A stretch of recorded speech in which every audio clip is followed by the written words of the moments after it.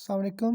मैं आपका chemistry teacher हूँ नईम बुखारी और आज का हमारा टॉपिक है बफर्स। अच्छा, बफर्स ऐसे सॉल्यूशंस होते हैं कि जो पीएच को चेंज होने नहीं देते।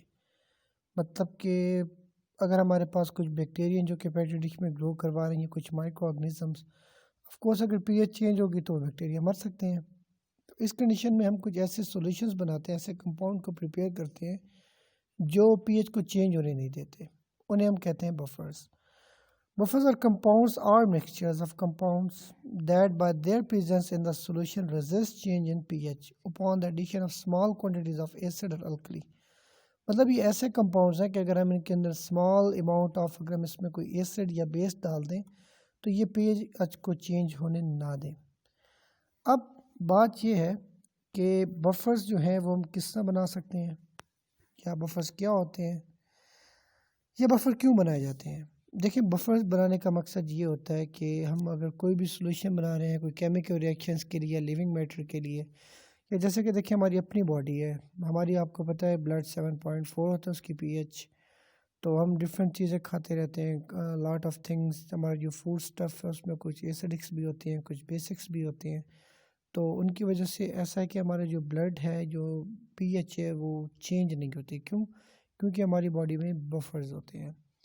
Sometimes it is necessary that a solution of a definite pH be prepared and stored। हम ये चाहते हैं कि हम कोई ऐसा solution बनाएं जिसका pH चेंज ना हो। The preservation of such a solution is even more difficult than its preparation। तो इस किस्म का solution बनाना थोड़ा सा मुश्किल इसलिए हो जाता है क्योंकि आपको पता है with the passage of time possible है कि उसकी pH चेंज हो जाए। If solutions comes in contact with air, it will absorb CO2 and becomes acidic। आपको पता है कि जो कार्बन डाइऑक्साइड है ये एसिडिक गैस है, क्योंकि जब हम इसको वाटर में डिज़ोल्व करते हैं तो ये I2CO3 प्रोड्यूस करता है, यानी कार्बोनिक एसिड। अगर a solution stored in a glass bottle, alkaline impurity from the glass में अल्टर इट्स पीएच। अगर हम उस सोल्यूशन को किसी ग्लास वगैरह में भी रखते हैं तो फिर भी वहाँ से अल्कली वगैरह रिएक्ट करेगी, उसकी पीएच चेंज हो जाएगी। तो इसी तरह बहुत सी और भी ऐसी प्रॉब्लम्स हैं जिनमें हमें ये होता है कि पीएच चेंज ना हो हमारे सोल्यूशन की। तो हम ऐसा करते हैं, हम बफर्स बना के उन चीज़ों के साथ ऐड कर देते हैं। नेक्स्ट है कि टाइप ऑफ बफर्स कितनी होती हैं। आपके सिलेबस में भी there are two types of buffers, जो होती भी टू ही हैं। The first one is the acidic buffer and the second one is the basic buffers. अब व्हाट आर एसिडिक बफर्स?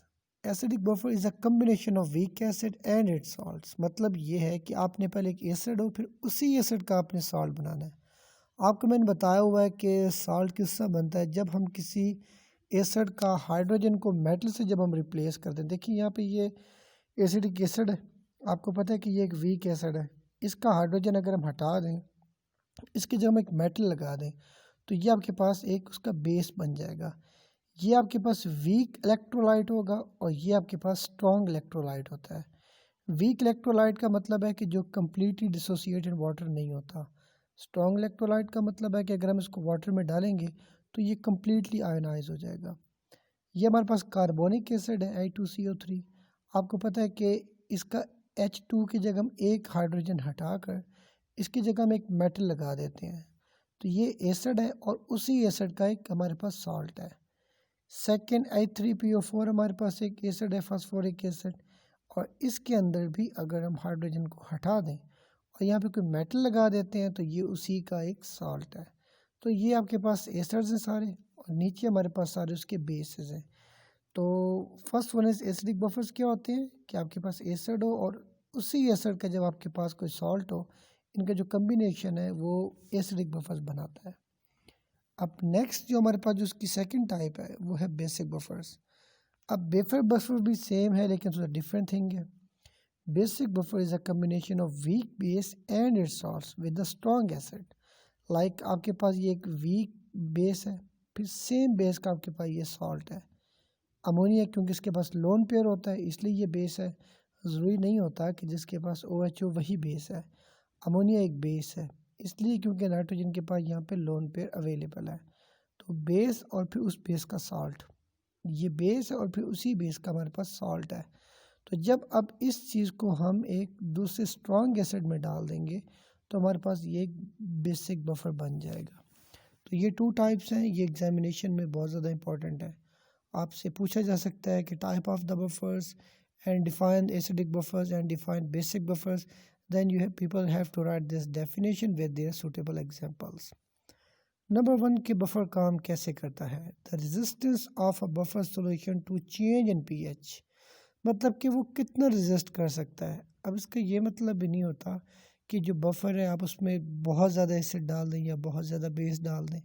इसकी भी अपनी एक लिमिट होती है स्टोरेज करने की, कि कितना मैक्सिमम ये पीएच को चेंज होने से रोक सकता है। हम उसको बफर कैपेसिटी कहते हैं। वैसे यहाँ पे इसकी डेफिनेशन बफर एक्शन या आप लिखें buffer capacity. The resistance of a buffer solution to change a pH is known as buffer action. अब नेक्स्ट हमारे पास है कि mechanism of action of acidic buffers. Acidic buffer कैसे काम करते हैं? मतलब ऐसा क्या होता है कि जब हम इनके अंदर कोई एसिड या बेस डाल दें तो उसके बावजूद भी उसको पीएच को चेंज होने ना दें। सपोज करते हैं कि हमारे पास एक बफर सिस्टम है जिसमें हम उसका जो एसिड है वो हम एसिडिक एसिड यूज़ कर रहे हैं जो कि वीक होता है, और हम उसी एसिड का एक सॉल्ट भी उसमें ऐड करेंगे जो कि आपके सामने CH3COONA, वो एसिडिक एसिड है और this is the sodium acetate salt.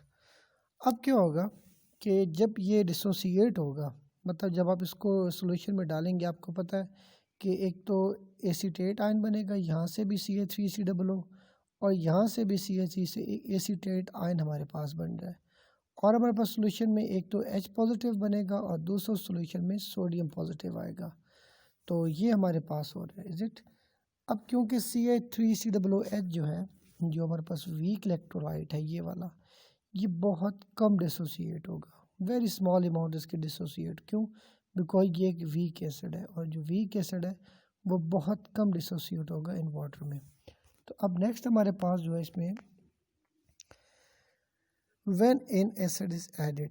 अब इस सॉल्यूशन के अंदर जब हम एक एसिड को ऐड करेंगे, लाइक जो हमारे पास एक स्ट्रॉन्ग एसिड होगा, लाइक HCl हमने अब ऐड कर दिया।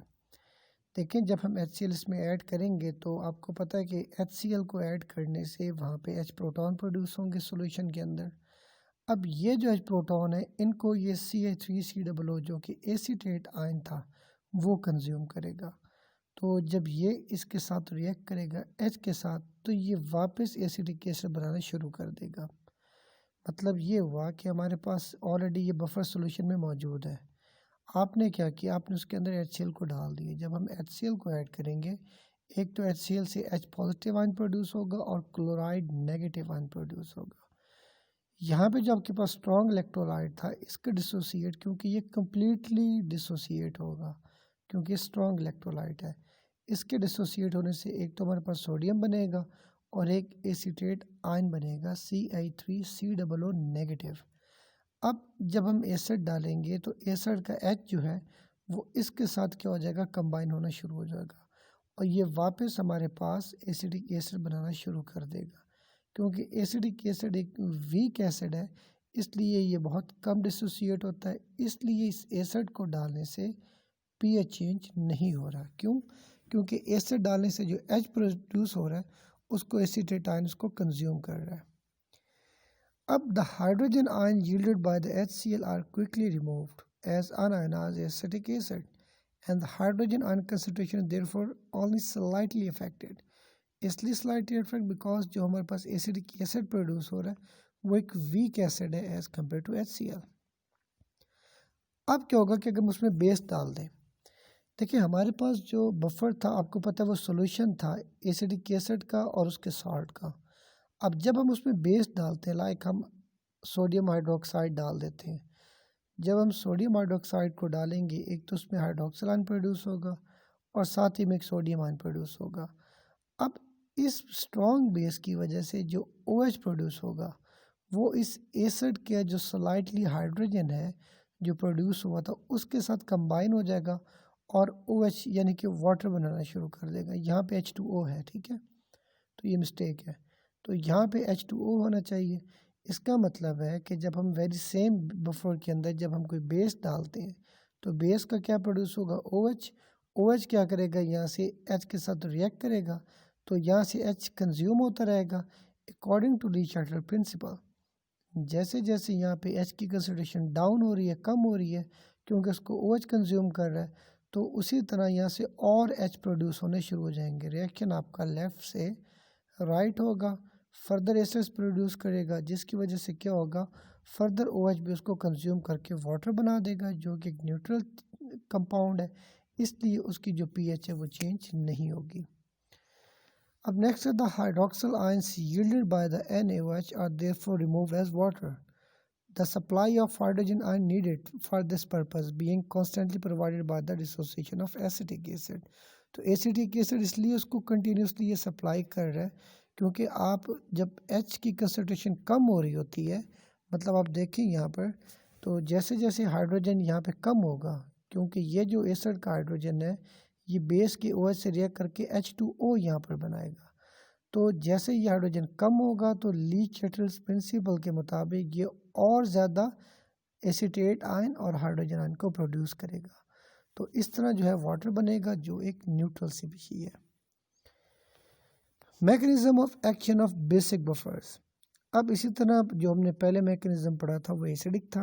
अब हम पढ़ते हैं कि बेसिक बफर्स में ऐसा क्या होता है। कंसीडर बफर सिस्टम जिसमें हम अमोनियम हाइड्रोक्साइड यूज़ कर रहे हैं, एक वीक इलेक्ट्रोलाइट, और फिर इसी बेस का हम एक सॉल्ट बनाएंगे जो कि हमारे पास है अमोनियम क्लोराइड, जो कि एक स्ट्रॉन्ग इलेक्ट्रोलाइट है। There will be a large concentration of ammonium ions and chloride ions, chlorine negative है ये, and undissociated ammonium hydroxide। जो चीज़ वीक होती है वो उसकी कंसनट्रेशन को हम एज इट इज़ कंसीडर करते हैं, क्योंकि वीक का मतलब है कि वो सारा जो है वो डिसोसिएट नहीं हो रहा। अब क्या होगा कि जब हम एक बेसिक बफर के अंदर कोई एसिड डाल देते हैं, if a strong acid like HCl is added in ammonium hydroxide and ammonium chloride buffer, the change that will occur may be represented as। अब इसमें मतलब क्या ऐसा चेंज होगा, देखिए यहाँ पे हमारे पास अमोनियम हाइड्रोक्साइड है। जब हमने इस अमोनियम हाइड्रोक्साइड को, दिस इज़ NH4OH, जब हमने इसको डिसोसिएट किया तो NH4 ये पॉजिटिव है और साथ में OH नेगेटिव है। तो जब आपने इसमें HCl को ऐड किया तो HCl के ऐड करने से ये हुआ कि यहाँ पे H प्रोड्यूस हुआ। तो जो H यहाँ पे प्रोड्यूस हुआ है ये इस बेस के OH के साथ रिएक्ट करेगा और H2O बनाएगा। ये स्लाइड में रिटन मिस्टेक है क्योंकि थोड़ा सा ये नीचे सबस्क्रिप्ट में लिखना मुश्किल होता है इसलिए। तो this is the NH4OH ammonium hydroxide and this is the NH4 positive and this is the OH negative.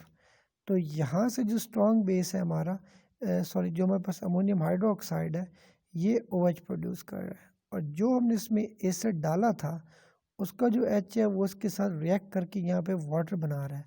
तो जैसे जैसे यहाँ पे मोर H प्रोड्यूस होता रहेगा, according to Le Chatelier's principle, ammonium hydroxide further amount of OH भी यहाँ पे प्रोड्यूस करता रहेगा और यहाँ पे वाटर बनता रहेगा। इसलिए एसिड डालने से भी इसकी जो pH है वो चेंज नहीं होगी। अब क्या होगा कि अगर हम उसके अंदर कोई बेस डाल दें, देखिए आपको जो लेफ़्ट साइड है इसमें आपको ये अमोनियम क्लोराइड नज़र आ रहा है। दिस इज़ अमोनियम क्लोराइड जिसको हम नशादर भी कहते हैं। जैसे NH4Cl, तो जब ये उस बफर का NH4Cl डिसोसिएट हो रहा है इसमें क्लोराइड आयन प्रोड्यूस होगा और ये NH4 है, इसको करेक्ट कर लीजिएगा। तो ये NH4 आपको पता है कि इसके पास क्या है, एक प्रोटॉन भी है, क्योंकि NH3 अमोनिया होता है तो NH4 का मतलब है कि ये एसिडिक टाइप है। तो जब आप उसके अंदर कोई बेस डालेंगे उस बफर के अंदर, तो बेस आपको पता है हाइड्रोक्साइड आयन प्रोड्यूस करेगी। ये हाइड्रोक्साइड आयन क्या करेगा, इसके साथ रिएक्ट करेगा और वापस हमारे पास एक वीक, जो कि अमोनियम हाइड्रोक्साइड जो बेस था इसके अंदर, वो दोबारा बनना शुरू हो जाएगा। ये क्योंकि एक वीक इलेक्ट्रोलाइट है इसलिए ये रेजिस्ट नहीं, ये pH को चेंज होने नहीं देगा। Sorry, okay. अब नेक्स्ट हमारे पास है the hydroxyl ion yielded by the NaOH are therefore quickly removed as unionized ammonium hydroxide and the pH of solution is only slightly affected, क्योंकि बहुत कम असर होगा pH के ऊपर, क्योंकि OH नेगेटिव और NH4 पॉजिटिव के कम्बिनेशन से हमारे पास NH4OH बन रहा है जो कि ऑलरेडी एक वीक इलेक्ट्रोलाइट है। हेंडरसन हेज़लबॉट इक्वेशन बहुत इंपॉर्टेंट इक्वेशन है। इससे हम किसी बफर की pH का आइडिया लगा सकते हैं कि जो बफर है उसकी अपनी कितनी pH है, कहाँ तक वो रेजिस्ट कर सकता है। The pH of acid buffer can be calculated from the dissociation constant K of the weak acid and the concentration of the acid and the salt used. मतलब कि देखें अभी हमने जो एसिड बनाया बफर बनाया था उसमें हमने एक तो एसिड यूज़ करते हैं, फिर उसी एसिड का हम सॉल्ट यूज़ करते हैं। तो हम अगर उस एसिड और सॉल्ट के अगर हम कंसनट्रेशन को चेक कर लें और इस इक्वेशन को यूज़ करके हम ये उसकी पीएच को फाइंड कर सकते हैं। ये आपके पास कोई भी एसिड है, एच का मतलब है कि उसके पास प्रोटॉन है, ए उसका जो नेगेटिव पार्ट होता है वो कोई भी हो सकता है, CH3COO हो सकता है, SO4 नेगेटिव हो सकता है, जैसे डिफरेंट एसिड्स होते हैं। तो जब हम इस एसिड को डिसोसिएट करते हैं तो एच प्रोटॉन पॉजिटिव प्रोड्यूस होगा और ए नेगेटिव जो कि उसका कॉन्जुगेट बेस है। इसका जब हम के ए का जब रिलेशन लिखेंगे, आपको पता है कि प्रोडक्ट्स को ऊपर लिखते हैं और रिएक्टेंट्स की कंसनट्रेशन को हम नीचे लिखते हैं। तो अब अगर हम एच की कंसनट्रेशन की बात करें तो एच इज़ इक्वल हमारे पास हो जाएगा के ए के, H over A divided by A minus के। तो अब क्योंकि हमने इसमें एच की कंसनट्रेशन फाइंड करनी है तो अब हमारे पास आ गया H A is equal to K, ये एसिड डिवाइड बाय सॉल्ट। ये हमें कैसे पता चला कि ये एसिड डिवाइड बाय सॉल्ट है? देखें जैसे H A for acid and A negative is the for salt. तो एच पॉजिटिव की जो कंसनट्रेशन है आपके पास के ए, उसके अलावा ये आपके पास H A stand for acid divided by salt. तो अब इसका भी बोथ साइड्स का अगर हम लॉग ले लें तो इसका होगा लॉग एच, इसका भी आप लॉग ले लें क्योंकि आपको पता है ये एक फार्मूला होता है log A divide by B. तो उसका वो हम क्या करते हैं log A divide by B हम जब इसका ले लेंगे तो ये नीचे फार्मूला हमारे पास minus log A divide by salt, ठीक है एज इट इज़ उसने उसको लिख दिया है। तो इसका भी हम लॉग लेंगे plus log A divide by B, यानी कि ए से डिवाइड बाय सॉल्ट है हमारे पास। अब हम दोनों इक्वेशंस को नेगेटिव से मल्टीप्लाई कर देते हैं। Negative log H concentration is equal to negative log K minus negative log of A divide by B, यानी कि ए से डिवाइड बाय सॉल्ट। अब माइनस लॉग एच आपको पता है ये किसके इक्वल होता है? ये होता है पी एच के बराबर होता है। P H is equal to minus log H, तो हम इसकी जगह पी एच यहाँ पे लिख देंगे। आपको पता है कि जो माइनस लॉग ऑफ के ए ये होता है पी के ए के बराबर, तो इसकी जगह हमने यहाँ पे रख दिया पी के ए। तो आपके पास बाकी वही है नेगेटिव लॉग ए से डिवाइड बाय सॉल्ट।